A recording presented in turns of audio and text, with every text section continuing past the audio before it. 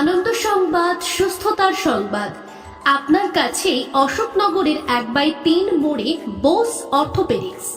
এখানে পাওয়া যায় সমস্ত রকম অর্থোপেডিক্স ও সার্জিক্যাল দ্রব্য, যেমন কোমরের belt, knee cap, cervical collar, scratch, walker, stick, কোমর chair, wheelchair, suction machine, nebuliser আর এয়ার বেড।